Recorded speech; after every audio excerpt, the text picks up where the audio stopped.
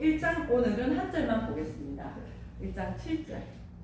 네, 에베소서 지금 오늘 세 번째인데요. 1장 7절 말씀 한 절만 같이 한번 읽어보도록 하겠습니다. 다 찾으셨죠? 에베소서 1장 7절 말씀입니다. 같이 한번 읽어보도록 하겠습니다. 우리는 그리스도 안에서 그의 은혜의 풍성함을 따라 그의 피로 말미암아 속량 곧 죄사함을 받았느니라. 아멘. 죄사함을 받았느니라. 이 죄 때문에 무겁잖아요.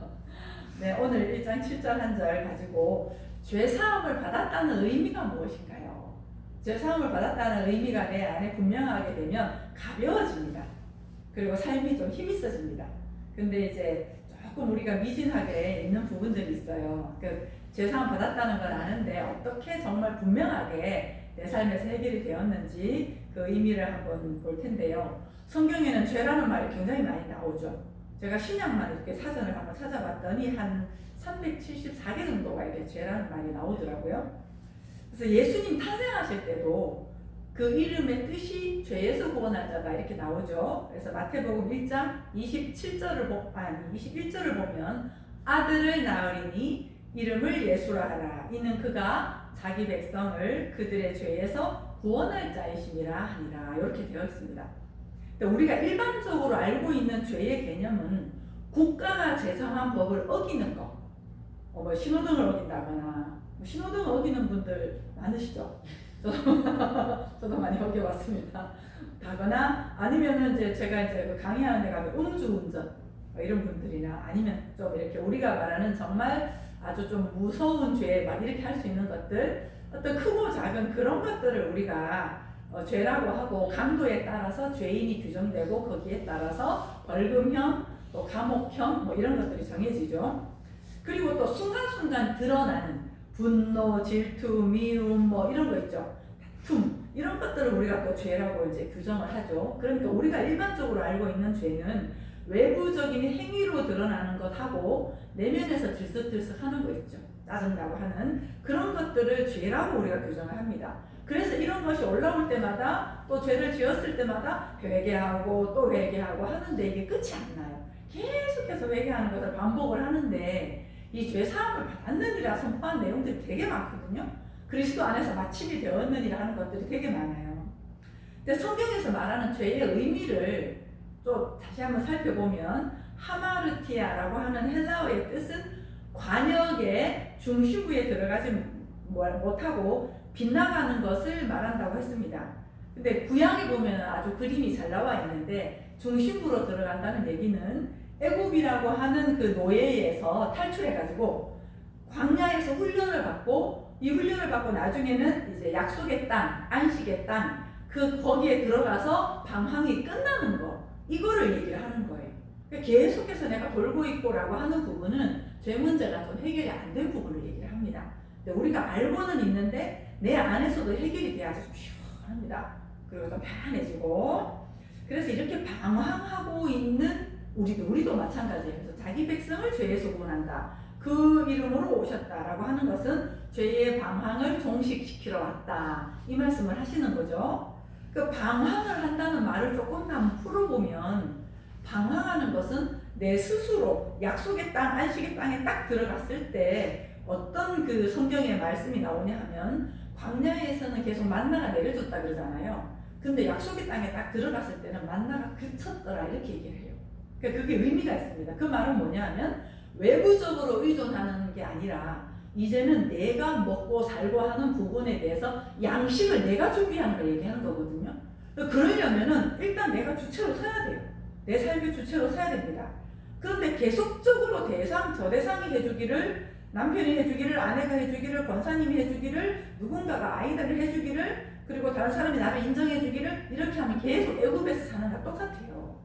근데 그런 거에 대해서 이제 종식이 되고 주체적으로 선언 얘기를 하는데 우리가 하나님의 형상이다 이런 말 쓰잖아요. 그 말은 그 존재의 가장 큰 특징, 사람의 가장 큰 특징은 주체자다 이런 말인데 하나님이 당신을 표현하실 때 나는 스스로 있는 자니라 이런 표현을 쓰셨잖아요. 그 말이 스스로 주체라는 말씀이잖아요. 그런데 그런 그분이 예수님이라는 형상을 가지고 오셔서 너와 내가 연합이다, 연합됐다, 이런 말씀을 한다는 것은 우리의 특징도 어떻게 나타나나요? 스스로 주체라는 특징이 나타나야지 맞죠. 성분이 그렇게 연합이 됐으니까. 그 요한복음 14장 20절에 이렇게 나옵니다. 그날에는 내가 아버지 안에 너희가 내 안에 내가 너희 안에 있는 것을 너희가 알리라. 연합, 합체 개념을 말씀을 하고 있습니다. 그래서 우리가 옆에서 누가 잔소리 하잖아요. 그러면 싫죠. 잔소리 하거나 뭔가 이렇게 막 가르치는 것 같거나 아니면 내가 막 끌려가는 것 같거나 할 때 굉장히 기분이 좀 나쁘지 않나요? 그 말이 무슨 말이냐면 우리의 속성 자체가 주체이기 때문에 그래요. 내가 자발적으로 하고 내가 결정해서 하고 싶은 것들이 굉장히 많이 우리 안에 속성으로 있기 때문에 그게 거슬려지니까 그게 화가 나고 하는 부분이거든요. 다시 말하면 나 주체로 살고 싶다. 내가 좀 알아서 결정하고 싶다. 그런 거에 대해서 인정을 해줬으면 좋겠다. 있는 그대로. 이런 말이 이제 그런 거랑 연결이 되거든요. 그래서 오늘 본문에 그리스도 안에서 죄사함을 받았다는 말씀과 예수님께서 탄생하실 때 죄에서 구원할 자라는 이름의 뜻은 외부적인 대상의 노예로 살아가고 있는 사람들에게 진정 하나님을 닮은 사람의 주체성을 세우는 그 진리를 내가 얘기해줬다. 몰라서 그랬잖아. 이런 거예요. 몰라서 그랬잖아. 우리는 살면서 저 사람이 좋은 말을 해주면 내가 막 행복하고 돈이 많으면 행복하고 어떤 사람이 칭찬해주면 내가 막 자존감이 올라가고 막 사람들이 인정 안 해주면 내 자존감이 떨어지고 이런 줄 알고 살았잖아. 몰라서. 내가 정말 어떤 존재인지 하나님 형상 안에서 스스로 주체적으로 온전한 존재인 것을 몰라서 내가 지금까지 그렇게 살았다면 예수님이 오셔가지고 다 드러내 준 거예요. 너희는 하나님의 속성으로 온전한 사람들이다. 너희들은 주체적으로 있는 그대로 괜찮은 사람들이다. 그런데 자꾸만 대상들하고 비교하고 어릴 때부터 이렇게 살아야 된다, 저렇게 살아야 된다 이런 것들이 있다 보니 그렇게 살지 못할 때는 내가 왠지 문제가 있는 것 같고 하는 그런 것들 때문에 나 스스로 날개를 펴지 못하고 나는 이런 존재지, 나는 이것도 못하고 막 이러면서 나 스스로를 규정하고 있는 그런 작은 존재가 너희들이 아니다 하시면서 예수님께서 다 밝혀주시는 것이죠. 그래서 외부적 대상 때문에 라고 하면서 살아갈 때는 우리가 알고 있는 아까 얘기했던 행위적인 죄 있죠. 화가 나고 짜증나고 또 어쩌다 뭐 법까지 어기고 하는 거 있죠. 그런 것들이 해결이 안 됩니다.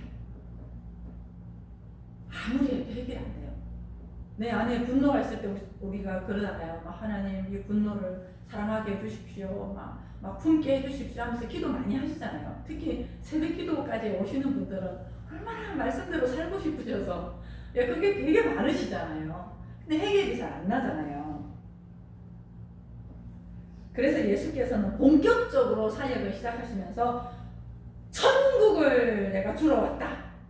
그 해결 방향이 예수님께서 딱 선포하시면서 첫 말씀이 회개하라 이 말씀 하신다고 하셨잖아요. 여러 번 제가 말씀하셨잖아요. 회개하라고 뭐라고 했는지 혹시 기억나시나요?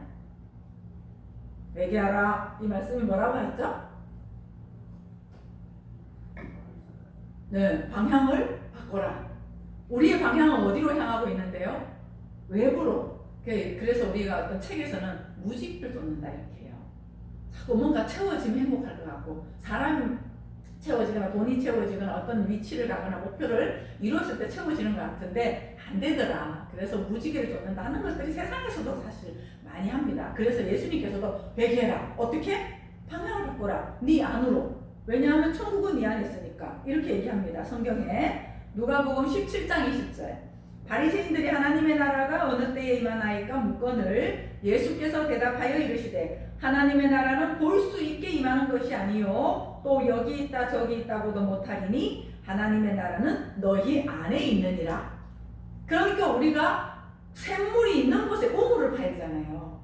그런데 이제 딴 데서 우리가 파고 있었다는 거죠. 그래서 방향부터 딱 전환을 시키는 거예요. 어떻게? 내 안에. 그렇다면 이제 관심을 내 안으로 돌리는 거죠. 내 안으로 돌려봤더니 사실은 우리가 안으로 돌려봤더니 좋은 게 없거든요. 아주 불편하고 이런 것들이 많거든요. 그러다 보니까 차라리 다른 사람을 탓하는 게 쉬워요. 그렇게 막 해버려. 근데 그러고도 편하지는 않거든요. 그러나 어쨌거나 내 안에 자꾸 파다 보면 관심 판다는 얘기는 관심 가지고 나를 막 고쳐야지 내가 왜 이런 게 일어나는 얘기가 아니라 있는 그대로 보면서 그래 괜찮아. 너 이런 느낌 느낄 수밖에 없었잖아. 뭐 외로워든 뭐 밉든 짜증이 나든 그런 거 느끼는 거 너무나 당연하다. 비교하면서 또 그렇게 들었던 말에 동의하며 살아왔기 때문에 그렇지 않냐. 괜찮다. 이렇게 자꾸 녹여주잖아요. 관심 갖고 인정해주고 이럴 때는 좀 슬프네. 그래 그렇지. 저 사람 보니까 밉네. 그래 그렇지. 막 나가 부족하다고 생각하니까 그랬지. 근데 이제는 하나님 안에 내가 온전하잖아. 그렇지? 괜찮지? 문제가 없다라고 하시지 하면서 자꾸 인정해주잖아요. 그럼 녹아지면서 우리 안에 진짜 내 모습이 하나님과 연합된 그 내 모습이 드러나게 돼요. 그럴 때 방황이 끝나요. 또 어떤 그런 것들이 와도 또 그렇지 이렇게 하면 돼요. 근데 이게 점점 힘이 세진단 말이죠. 대상 때문에 내가 픽 꺼지고 그랬다면 여기 오신 분들은 다 열정이 있으신 분들이잖아요. 근데 하다가 자꾸 꺾어지는 이유가 뭐예요? 사람들의 말이나 행동이나 이렇게 보면 하려가도 움찔거리고 막 그랬잖아요. 저도 그렇게 많이 살아왔고. 그런데 그게 아니라 내 안에 있는 하나님 안에서의 온전함을 계속 관심을 가지고 이걸로 밀어붙이는 거죠. 정말 그야말로 그러면은 세상 그 어느 것도 막을 수가 없는 사랑의 힘이 계속 나갈 수 있는 거죠. 예, 그래서 한번 정리해 보겠습니다. 오늘 말씀을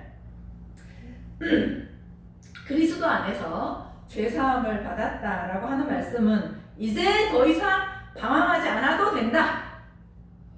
이거 이 말씀인 거예요. 방황하지 않아도 된다.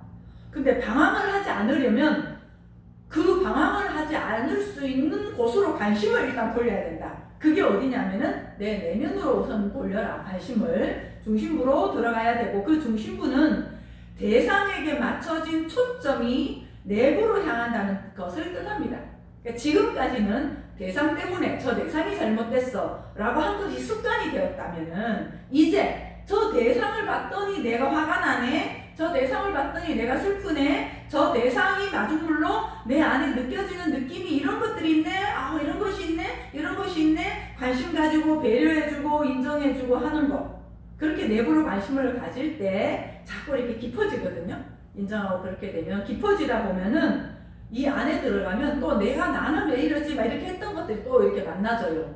그러면서 내가 왜 이럴까, 나는 왜 이렇게 못됐지라고 했던 것도 내가 규정한 거네, 그것도 내가 아니네. 그렇게 되면서 내 안에서 깊은 곳에 하나님과 고스란히 연합된 나가 있어요. 정말 훼손된 적이 없는 나. 그 나가 바로 하나님과 하나 된 나라고 하는 거죠. 그거를 알게 되고 그것이 바로 천국이고 성전 개념입니다. 우리가 성전이라고 얘기를 하잖아요. 근데 성전이라고 하기에는 내가 너무 부족하다 이런 느낌이 좀 들잖아요. 그거는 뭐냐면은 내가 규정된 나를 나로 알고 있기 때문에 그래요. 근데 깊은 곳에 있는 천국, 그 보화, 우리 서로 보배다 보화다 이런 얘기 하잖아요. 근데 진짜 내가 보배처럼 막 그렇게 느껴지나요?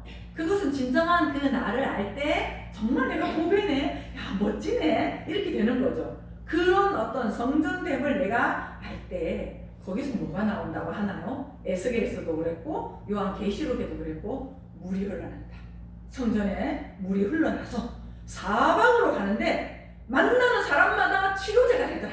이게 요한계시록에서 얘기를 하는 거고요. 그게 진짜 여러분입니다. 예, 그게 진짜 우리입니다. 그래서 예수님께서 요한복음 7장에서도 나를 믿는 자는 그 배에서 생수의 강이 흘러넘치리라. 여러분 속지 마세요. 뭐에 속지 않느냐 하면은 나를 보면서 나는 못났다, 부족하다.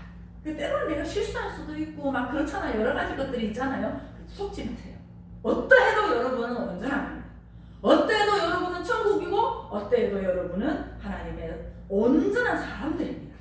그 사실 앞에 자꾸 힘을 싣고 좀 힘이 없어지고 그럴 때는 서로 같이 나누고 나 이런 느낌이 드네, 좀 힘이 없네, 이런 거 그냥 이렇게 나누고. 그러나 거기에서 우리가 확인해야 되는 우리의 그 모임이라고 하는 성격은 그래도 우리가 온전하지, 그래 권사님 그럴 수 있어, 괜찮아 이러면서 위로하고 격려하고 그러면서 그리스도의 지체로 함께 힘을 주고받고 에너지를 주고받고 하는 그런 공동체가 교회잖아요. 우리 한국종 교회가 그렇게 됐으면 좋겠습니다. 여러분 그렇게 될 때 이제 사회적으로 국가적으로 죄라고 하는 행위적인 부분들 있죠. 아주 부조화스럽게 나타나는 부분들 그리고 또 내 안에서 일어나는 막 부정적인 감정들 있잖아요. 그런 것들은 자동으로 해결이 됩니다. 근원적인 부분이 내가 사실을 알 때 자동으로 해결이 되는데 우리는 겉에 걸 막 바꾸려고 하잖아요. 그런 것들은 잘 안 된다. 그래서 율법에서 죽고 사실, 진리, 은혜 안에서 우리가 새롭게 부활의 생명으로 살아가는 것을 성경에서 얘기를 하고 있습니다. 그 근원적인 우리의 모습, 성경에서 말씀하고 있는 죄사함이라고 하는 부분들, 그런 부분들이 이미 끝난 것을 우리가 살고 있습니다. 그러니까 너무 염려하지 않으셔도 됩니다. 그래서 순간순간에 이 사실, 진리에다가 초점을 맞추시고 살아가는 오늘 하루가 되셨으면 좋겠습니다. 네, 기도드리겠습니다. 하나님 아버지 감사합니다. 우리 자꾸 속습니다.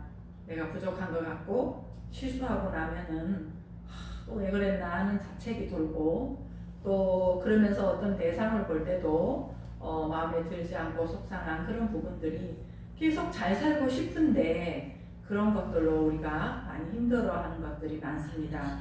하나님 이제 죄사함을 받았느니라 그리스도 안에서 해결이 되었느니라 하시는 주님의 그 약속의 말씀 안에서 그 약속에다가 사실을 세우고 오늘 하루 출발하고 또 사람을 만나고 어딘가를 간다 하더라도 그 사실의 힘이 진리의 힘이 우리를 이끌어가는 하루가 되게 인도하여 주옵소서. 예수님 이름으로 기도드립니다. 아멘. 하늘에 계신 우리 아버지여 이름이 거룩히 여김을 받으시오며 나라의 임하옵시며 뜻이 하늘에서 이룬 것 같이 땅에서도 이루어지이다. 오늘날 우리에게 일용할 양식을 주옵시고 우리가 우리에게 죄 지은 자를 사하여 준 것 같이 우리 죄를 사하여 주옵시고 우리를 시험에 들게 하지 마옵시고 다만 악에서 구하옵소서. 대개 나라와 권세와 영광이 아버지께 영원히 있사옵나이다. 아멘. 오늘도 즐거운 하루 승리하는 하루 되십시오. 아멘.